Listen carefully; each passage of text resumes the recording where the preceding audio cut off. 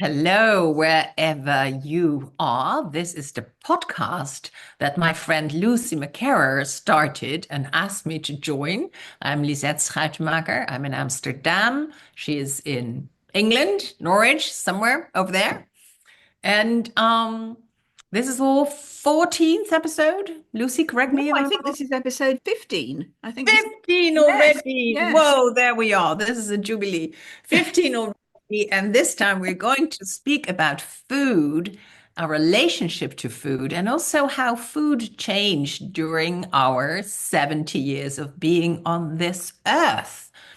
So, Lucy, tell me, what are your first memories of food? Oh, my first memories of food are that I didn't really like it much. I mean, apparently, things have changed. Apparently, I wasn't a very good sucker as a baby. So I was a very skinny, scrawny little baby. And again, things have changed. But I didn't really like food in I mean, not meals. And I think that was probably because food, in 1954 and even the next couple of years, food in the UK had only recently stopped being rationed. And Mhm. I think meat After was, the Second World War, yeah, after the there was Second World War. rationing Sorry, I because should point that out that we're that old. Yes. there's real scarcity. So, Yes. so you had to have coupons to get the food. So everybody, it was basically, yeah. Yeah, I mean, I And- don't remember any of that. I think it No, stopped me in neither. 1953, so only really the year before we were born. Yeah. But I think the quality of food certainly in the UK was very low. I mean, meat, I always remember being very fatty and chewy and gristly, and I just did not enjoy it. And I don't know whether it was, I think it was probably also to do with the cooking. As we had, I was very, well, I'm not sure lucky's the word, but when I was small, we had a live-in cook called Ivy. And I don't know if I should blame her cooking for my not liking sort of food of my young childhood. I remember we had a pudding as well. I mean, none of it was nice to me. And I was often kind of left with lots of food on my plate, and people going, "Come on, eat it out, one more mouthful, or we're going to leave you at the table, and you'll have to eat it on your own." And that did happen. And yes, we had a disgusting pudding called Lemon Surprise. I don't even know what it was. It was sort of lemony goo. Hmm. Yeah. So that was, and otherwise, our kind of staple, main meals were meat or fish and potatoes and one other vegetable. That would be a typical meal. What about you? Was it the same in the Netherlands, or do you? Well, for us, a typical meals, I remember it was a soup, and my mother really never really took to any of the household tasks. When she was born and raised in Indonesia in colonial times, so there was always, of course, a cook and servants for many things in those colonial days. And then she was in a prisoner of war camp when food was very scarce, but she never really learned to cook. The biggest compliment if you said, this tastes really nice. And then my mother would say, I made it in only 10 minutes. You know, the faster the better. And fast was a characteristic of our family. So also, we would sit for dinner. My father would come in late and we would be at dessert and we would finish at the same time. And my mother would say, "Oh, he eats so fast." So everything fast was really good. But we did not have any fast food. I remember food being, nothing was processed, nothing was easy. You had to get the groceries. All produce was mainly local and seasonal, so very, very different from now. I mean, the first time I saw a kiwi, maybe I've been 20 or so when they first came. And so we basically had a kind of a soup, which my mother made from a packet. And then, yes, meat, potatoes, and a vegetable. And then we had like custard or something. But we did eat three-course meals every day. When I think of that, I don't do that anymore unless I have guests. Then I do. But otherwise, Not No, really. I mean, my parents did. As I've said before, we had this very old-fashioned life where my parents ate separately to us, the children, and our nanny. And so we used to in sort of like next door rooms. So, breakfast as I remember it when I was young would be cereal followed by toast. And at one point, somebody tried to introduce fruit as well, but we weren't terribly keen on that, and a glass of milk. But would And it be then, cereal? Because that is already like processed food. Because for yeah. us, it would be porridge. And my mother would make the porridge, the evening before, kind of soak the kind of wheaty things and then make the porridge. And then because she was not terribly interested in cooking, very often it had this kind of a burnt sense and well, oh well, off, you need to go off to school. But we ate, yeah, I remember us eating porridge in the morning. Yeah, we sometimes had porridge, but we'd also have, I think the cereals available then were Rice Krispies, cornflakes, Cocoa Pops, and I remember delicious cereal called All Stars, which had the American cartoon Huckleberry Hound on it. You have such a good memory. But for us, the cereals, I felt were very American. And Yeah, although, of course, the Americans and you lot, you the British, had saved us in the war, had really come to our rescue, that was venerated, but it was also, so that was such a luxury. To have like cornflakes or Rice Krispies was like an untold luxury. So my mother just made the porridge. It was all cheaper, I think. And interesting.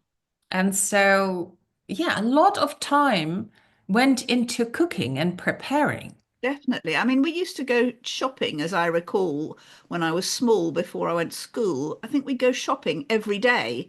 We'd go to the greengrocer, as we call the vegetable and fruit shop, and often the butcher, and then the grocery shop called Oak Shots that was on the corner where I loved watching. They had this sort of slicing wheel where they would slice ham and cheese and meat, and that was probably terribly dangerous and health and safety unconscious. But I mean, basically, we would go shopping every day, and food was definitely fresh despite the cereal thing. So Don't you do that now? no. I think that's a difference between people who live in a city. I mean, we have some, but the whole thing of going shopping once a week and then having it all, yeah, no. I mean, I'm not a cook in this house, so let me not, pretend that I am. But you'll usually go shopping like every day to get the fresh vegetables in. Well, yes, I mean, no, I don't. I mean, I have a supermarket shop delivered once a week, but usually not so much the vegetables and things, but just the sort of the heavy stuff, if you like, bottles and You get it cans and delivered. You don't go and carry it, or I don't often. I mean, I do sometimes. I'll pop in occasionally during the week and pick up things. But what I do now is I have a meal ingredients delivery called Gusto, and there are other types are available.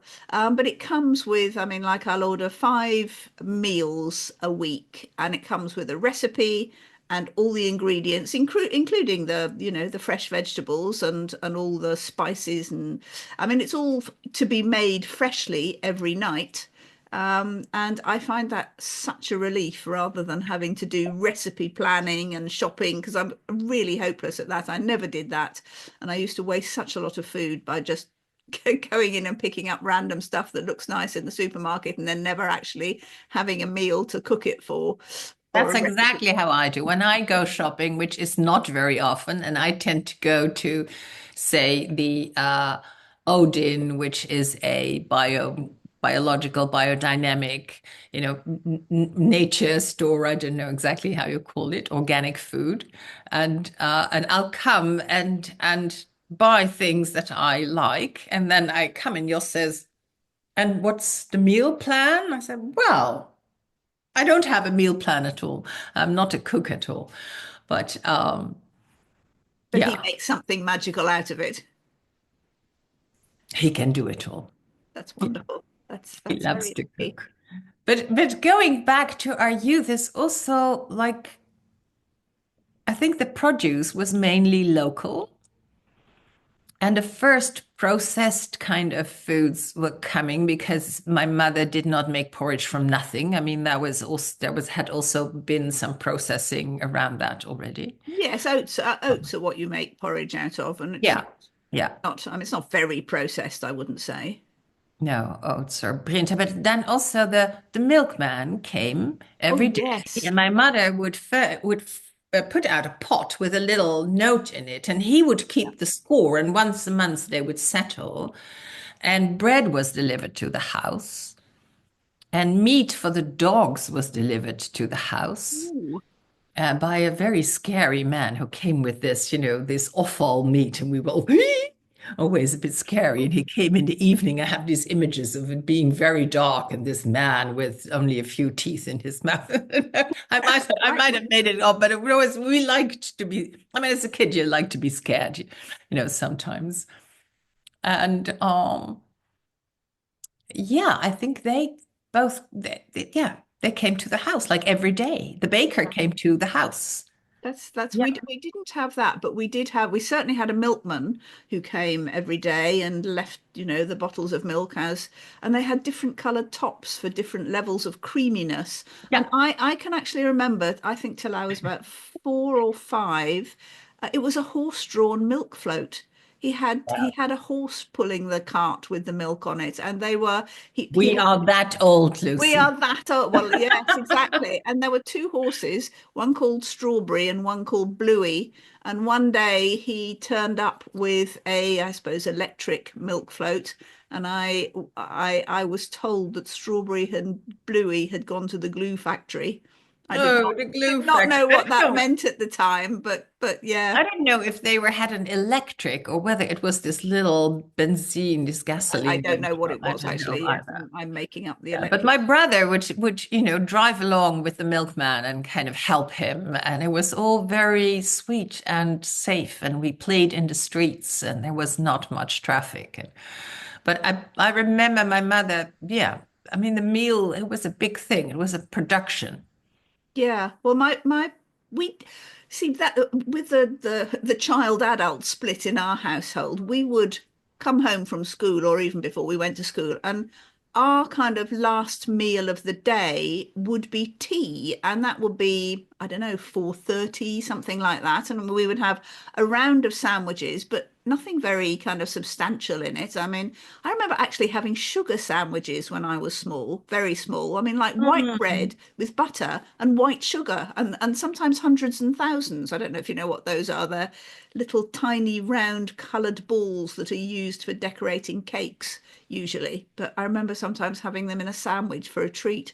But otherwise, we just have jam or Marmite or sometimes I remember cheese and Branston pickle, but not incredibly healthy kind of food. And then we'd have sandwiches, we'd have a slice of cake, and then we would have maybe biscuits like penguin biscuits or and that would be tea, and that would be our last meal of the day. We wouldn't eat again after that till we went to bed a couple of hours later.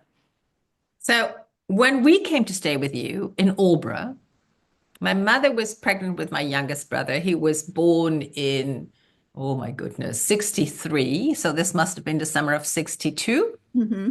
And we were 8 Yeah, or 7, going on 8 even. And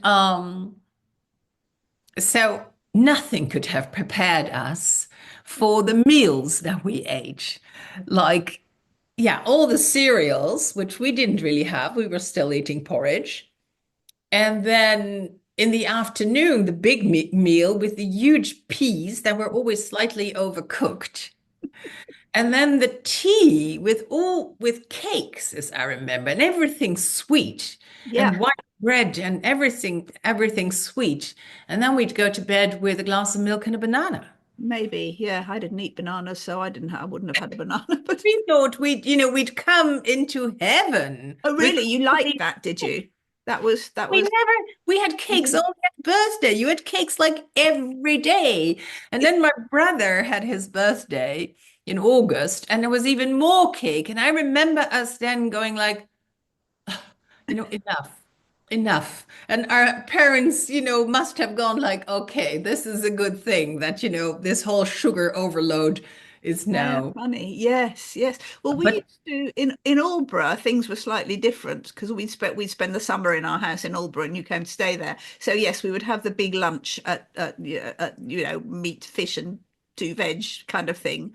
And then yes, t we would usually go out in the afternoon for an outing. We would either go to a beach or go and see. Because of my father being the way he was, we would go and see a church or go somewhere, yeah, sort yeah, of yeah, yeah. there was quite a lot of that. And then we'd have a picnic because there was a fantastic, and there still is a fantastic bakery in Aldeburgh that made fresh bread every day and fresh cakes and fresh biscuits. So that would be the picnic tea. Yeah. And even if we weren't out on a picnic, that was what we would have for tea. But I remember coming to stay with you when I don't know how old I was the first time. Were we 12 the I first time? think something like Or that, something. 12 or Yes. so. And Yeah. I remember being amazed that you had cheese for breakfast. I mean, I liked it, but it seemed like that's not what you have at breakfast. Breakfast is for sweet things, for toast and marmalade, or possibly eggs and bacon we would sometimes have. But Oh, yeah. that was something my parents had as their third course at dinner. So my parents would have they would have tinned soup, and then they would have the meat and two veg main course, and then they would have, because they didn't really do puddings, so they would have cheese and biscuits, and that would be their Cheese dinner. and biscuits. Yeah, Yeah, of course, that is different if you do after dinner cheese and biscuits. But for us, Holland was very much dairy land. of course, We were yes. raised on milk and cheese, and it was all promoted that you needed your 5 glasses of milk every day, and cheese Five. was everywhere. Yeah. Yeah, yeah, no, of course. No, we had an advertising campaign when I was young called Drink a Pint of Milk a Day. Yeah. And a pint of milk was what we were all supposed to drink. Yes, but yes. Did you have nice school food? I don't know what you mean. Did you eat lunch at school? No. Oh, right, right. No, no, well, of course you didn't. That doesn't make any sense to you at No, all. but see, my mother's day, so we would go to primary school like from 9 to 12, then walk home. Then she provided lunch for us, which Ah, was sandwiches basically, or yeah, bread with a spread. And also in those days, there was this thing called uh, a sandwich with contentment, which basically meant you had a little bit of butter or margarine on it and otherwise nothing because things were still rather, scarce. yeah. But not in our household. We didn't have them. But when I went, with a friend, then there was like the first was a slice with contentment.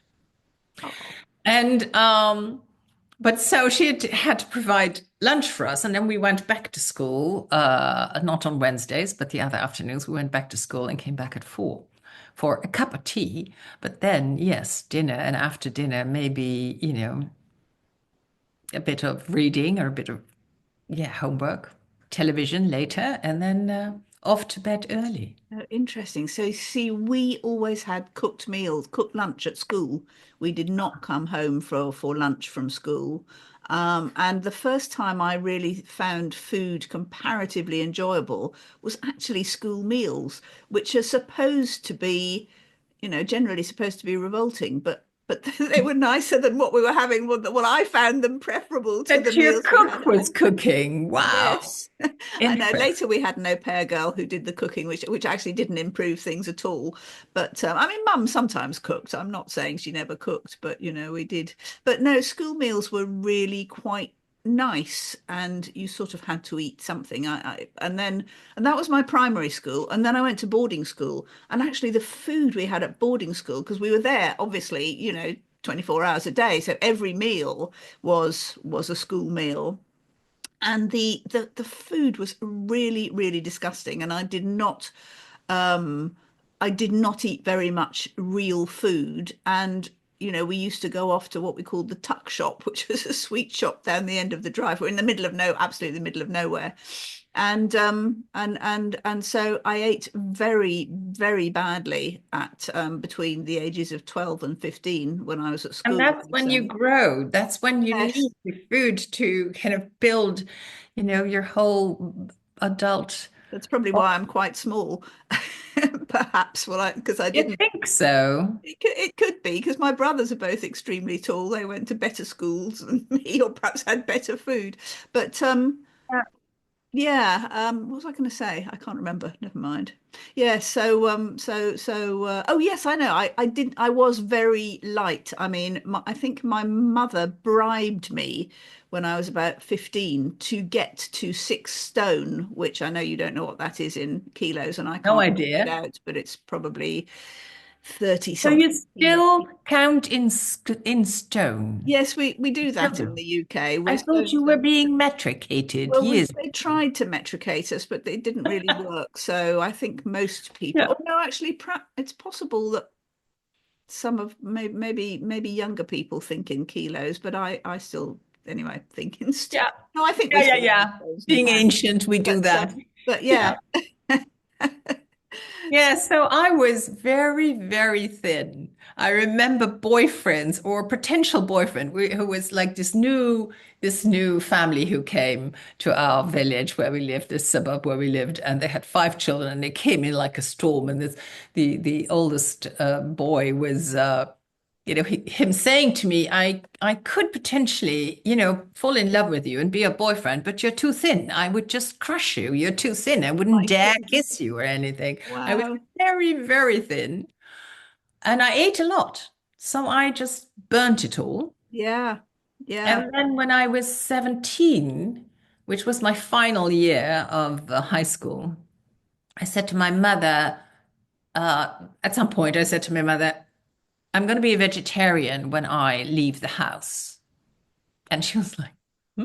And I said, yeah, because, animals eat each other, but they can't think about it. It's their instinct. But I can think about it. And I don't really want to do that anymore.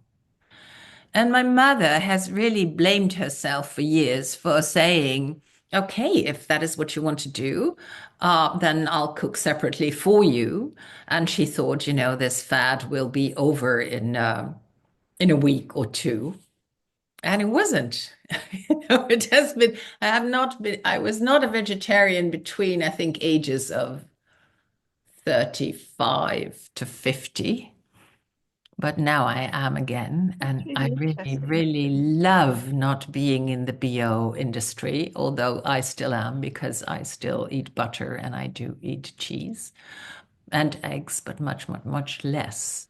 Yes. So, yeah, Well, you were a very early adopter then, because so if you were what, 16 or I 17? was 17. I was 17, 17. Yeah. that was a long time ago. I mean, that was really quite rare, I think, Yes, when we vegetarianism at went that in my point. student days, when we went out to dinner, every restaurant served me an omelette Oh, because they had yeah. nothing vegetarian on the No. menu.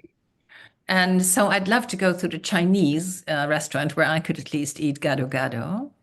No, it wasn't, and it was all my own thinking. I just did not want to be in that industry. I thought it was cruel and horrible. And how can you partake in this endless cruelty towards animals? I still don't understand that. And at the same time, I do eat eggs, and it's immense cruelty to chickens, and I do eat cheese. It's immense cruelty to cows that we all partake in. Yeah. Well, it took me another 50 years or so after you to become vegetarian, because I am vegetarian now, and I guess I have been for the last 8 or 10 years, I think. But I I did mean, not know this about you. This is a discovery. yes, yes. Well, I mean, the reason it's funny because I married Richard 30 years ago, and he is a vegan, not through principle, but because he simply cannot tolerate any kind of animal products, basically. He just finds them absolutely repulsive. He can't, bear them in his mouth, and or dairy products at all. I mean, he's very allergic to cheese. I mean, we've been in restaurants where, we've asked for his food to not have any cheese in it, and they accidentally have not bothered with that and put cheese Yeah, in. yeah, And he's yeah. just had to, run to the loo and throw up. I mean, he is that allergic. It's instant. So I have been kind of cooking meals, and then our daughter, our oldest daughter, went vegetarian when she was about 10. And Wow, so that's I've been really cooking early. meals that kind of are kind of flexible enough to be eaten by me and our youngest daughter as meat eaters for a time, and then Richard with no meat and Vika with some meat. I mean, not meat, but she would eat cheese and dairy products. So it's been a kind of and I'm definitely not the world's greatest cook, but then it was just something that our youngest daughter said to me about 10 years ago, and she said, did you know that when they kill chickens for meat, they just put them in these funnels, so the head's down the bottom, and they slice their heads off. And that was just like, I mean, it's not that I didn't know that it's cruel and that animals have to be killed to be eaten, but that particular image just made me go, I can't do this anymore. I will Wow. I will Wow. not eat meat or chicken or poultry. And I still eat fish, which I feel bad about because I know fish are sentient beings, and And also the way fish are being farmed with all yeah, the absolutely. antibiotics going thrown in our waters, and it's really horrible. Yeah, yeah. I occasionally eat fish because I have this, I guess a really powerful desire for kind of protein, I suppose.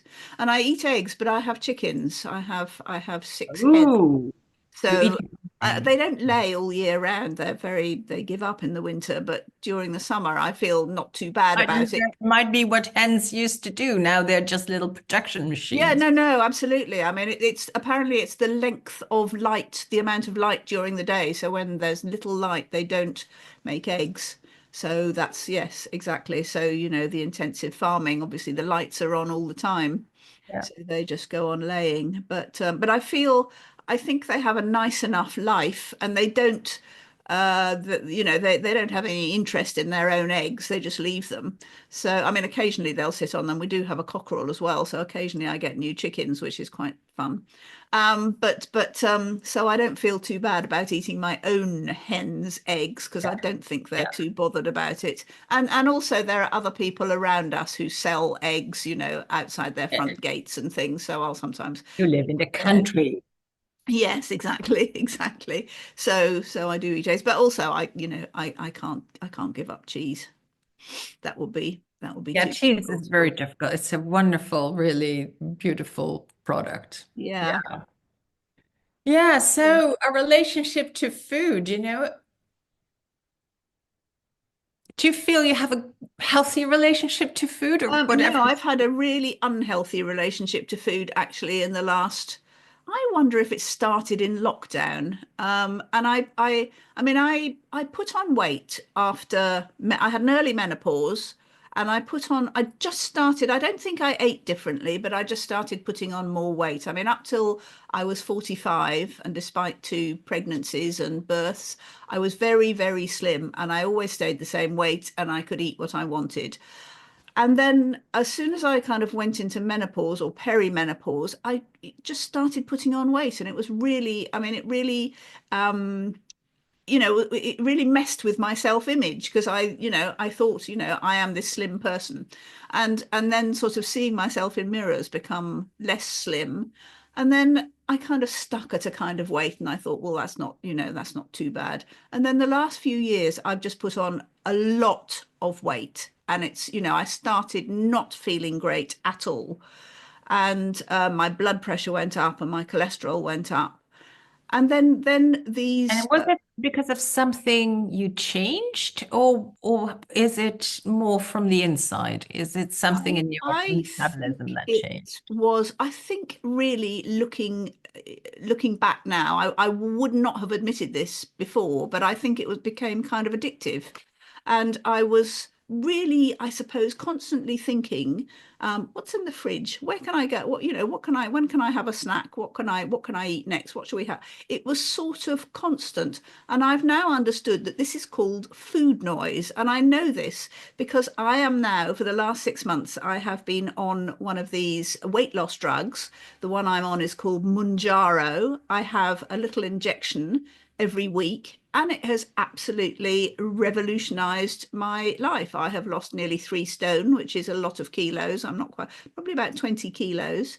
Wow. And yeah, and I am a kind of, I'm still, not slim. I'm nothing like as small as I was, pre-menopause.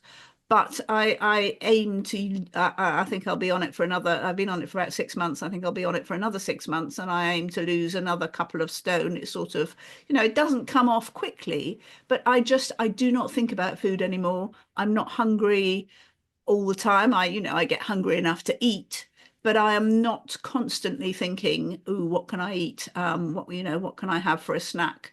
And it's so nice. And Wow. So that's that's because I'm not familiar with that kind of, no, I you mean, wouldn't I be. food occasionally, but not really. Um, so that must be such a liberation to have not these kind of Yeah, it is. And these, thoughts go on and have to resist them all the time. yes, or not, as the case may Or be. not, or not, or succumb, as you say. But these drugs do, I mean, they do what they do is I mean, in terms of your kind of your digestive system, they slow down the progress of food through your system so you don't feel hungry so soon.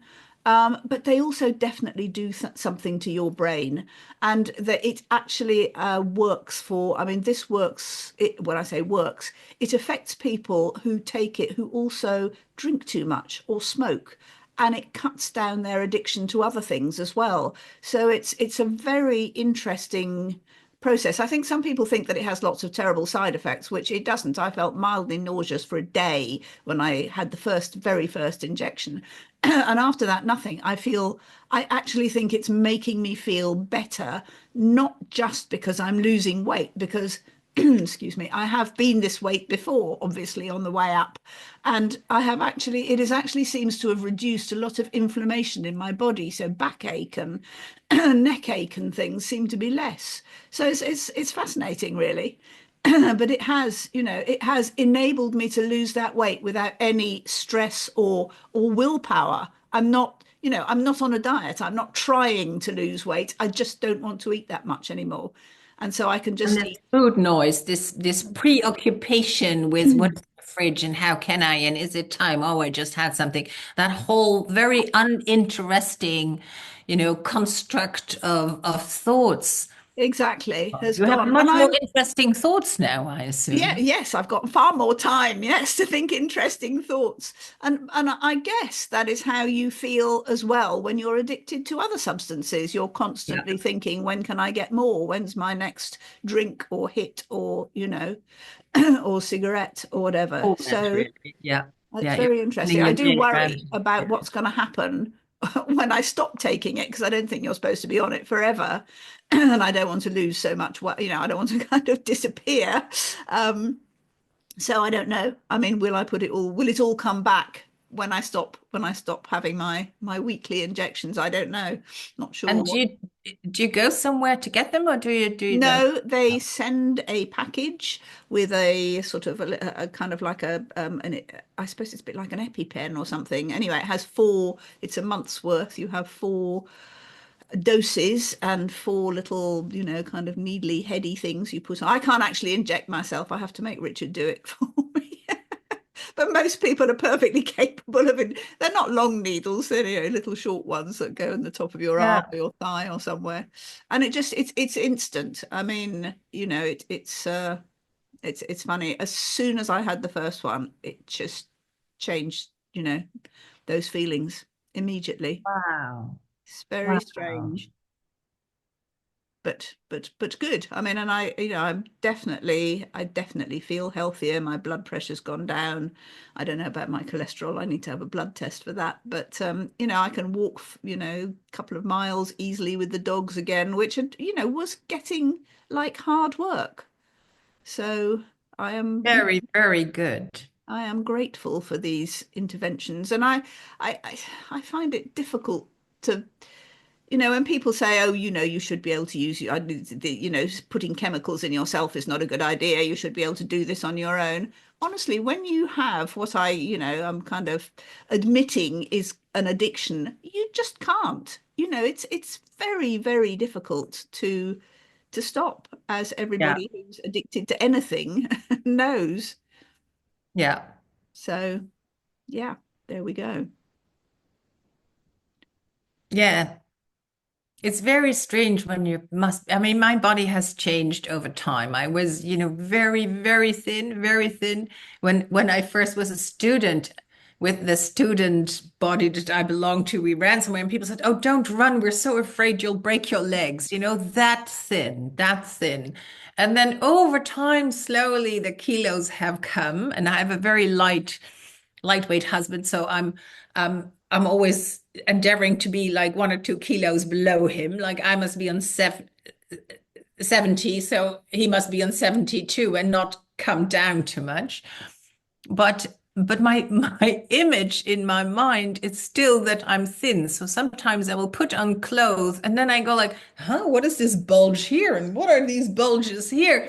And I'm still not completely used to to being like I'm not heavy. I feel I'm kind of well proportioned. And from my mother, I have inherited thin legs and thin, wrists and arms. So that's all looks, I would say, elegant. Let me say Absolutely. that, elegant. But here, there's kind of a, big thing here. But my mother kind of turned into an apple when she did not believe in exercise at all. She did not believe in, maintaining your physical body or your muscles or exercise or anything. So that's a bit of that's why I do exercise and do all these things to keep fit, uh, Yes. Well, much as that's comparatively recent. Well, I say comparatively. I mean, I would say that came in the 80s. It became a thing to take exercise and go to the gym, and and then more recently, this whole kind of thing about building muscles. And when we were young, I don't think the men we were, that we would admire would have big muscles. That wasn't part when of did the. Arnold Schwarzenegger come on the scene with his Now that was body? I think that's late 80s probably. Yeah, yes, it's his fault. Yes. Yeah. No, they didn't have big body, but there was something about sports, and I was never really interested in sports. No, me And neither. although, the place, the suburb where I grew up, it was all about in winter you played hockey, field hockey, and in summer you played tennis. And I wasn't good at it. I was totally intimidated by the girls who could, use their stick and whittle around you. And I was not my thing at all. So I've never been one to really enjoy sports. But now I do make a point of it. This morning, actually, I was at my workout at Basic Fit, which is, an hour of machines and real targeted muscle training. And so yeah, maybe I've said this before, but I make a point of staying fit because I have seen and I see others who can, even at our age of 70, need support kind of to get out of a chair. And I go like, I want my legs to be able to do that. Yeah. Yeah, no, it probably all leaves Yeah. us all too soon. But yes, at least we are, or at least we have good food available to us now, and the range of food and things, that I don't know. When did you first see an avocado? I reckon I was about 12, and my grandfather grew some in his greenhouse and gave us some for lunch, and they were horrible. They were, I think they were just not ripe. They were just kind of like Yeah. solid. Well, I think we had to learn to eat lots of things because our staple food was very basic when we grew up. Yeah.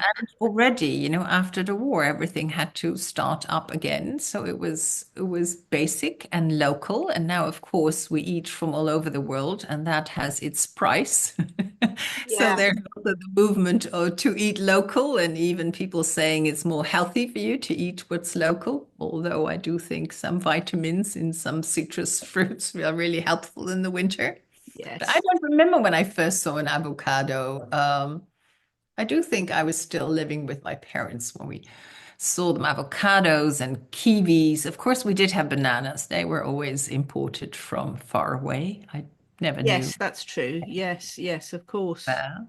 Yes, I think when I went to Australia, that's when I experienced a much, much wider cuisine because that was like in 1974, so still a long time ago. And I mean, there's just such in Sydney, in Melbourne, there's just such a wide variety of people from different countries who have come in and who run restaurants. So Greek food, Spanish food, Thai food. I mean, so much more than was around in England when we left. I mean, it was still pretty exotic when I left to go and have an Indian meal in London, but in Sydney, it was like there was everything you could eat, Chinese, just far more than, and it was all quite normal. It wasn't. I think people ate out a lot more than we did, but yeah, so it's all a an interesting development. Yeah. Yeah. And a relationship to food. And now it's even, there's so much processed food Yes. that I hope to eat around that, which of course you don't always do. But I find it very strange that our whole food industry basically adds too much salt, too much sugar, too much fat. And when I was first in the US, I was in my student days, and I made pictures of people who were obese in a way that I had never ever seen, never ever seen. Yeah. And now obesity is a thing here. And I don't think it's because of the people, it's because of the food and because of what's offered, which I find actually quite shocking. Yeah, yeah, definitely. I mean, I'm sure it's the same when, when we were young, kids were slim, skinny. There was literally not one person I can remember who was overweight in my school class. Maybe one Yeah, we person, had one girl who was a bit chubby, but I mean, that was, yeah, but that would probably be what, normal now when yeah, you say a bit yeah. chubby. I mean, it's Yeah, so, but we would all be very, yeah, quite skinny. yeah, we just didn't eat that much and it Yeah, wasn't, that was normal. That that was, was normal. Also, we would bike to school and not be, taken everywhere by car. yeah, Um, very yes, different, very different. yes, indeed. Well, that's been a run through of our life in food. Yeah. So it's interesting that we are both vegetarians, but for very different reasons. Yeah, well, sort of the same reason. I mean, not wanting to eat other beings. Yeah. So, yeah. Yeah. But yes, but you've always been, I think, an early adopter and an original thinker at a young age, I would say. So yeah, it doesn't surprise me that you made that decision so young. But yeah, no, it seems very normal now and not difficult to do anymore either. Well, not here. We were in Paris, and you Yes. kind of immediately get into the side dishes and, scramble your way around all the copious amounts of meat. Very, very different. No, that's true. And also finding vegan food is not always easy for Richard. Sometimes, there'll be one or two things max that he can find on a menu of a very normal restaurant. But Yeah. but Still a ways to go. still a way to go, but things I are, think in the 50 years that I have been vegetarian with this pause in between, just to be honest here, is vegan is now what vegetarian was then. Vegetarian was then very exotic and a bit strange. yes, Yes. And now vegan people go like, wow, that's a bit extreme. But vegetarian is very accepted. Yeah. Yeah, absolutely. And what I suppose I am, they call it pescatarian, which means you eat You obviously eat fish. fish. But Yeah. that always seems like a really odd name because it sounds like I only eat fish Yeah. if you're pescatarian, which is clearly not the case. But No, you haven't turned into a fish yet. no, that's for yeah, who knows if I Who do. knows? Yeah. Well, Well, another interesting conversation, Lisette. yes. We didn't know about each other. No. No. And also looking back at our youth when nothing when everything had to be made from scratch Yeah. and there was nothing, not a package you could buy or our mothers, for our mothers, well, you had a cook, we had a girl for day and night, as they said, but I'm not sure whether she cooked or whether she, but everything like washing, doing the dishes, it was all still manual. And Yes, yes. There were tins, soup in tins and yeah, baked beans, I suppose, but yeah, not much else. that all came during our lifetime, Yes, our yes. long, long lifetime. Another conversation which made me think, gosh, we have lived a long time, haven't we? We have. It's a blessing. Yes. No, it's great. Okay, well, we will talk again next week and reflect on some other aspect of our long lives. Yes. And how it is to live now. Yeah, That too. indeed. Okay. Goodbye. Bye.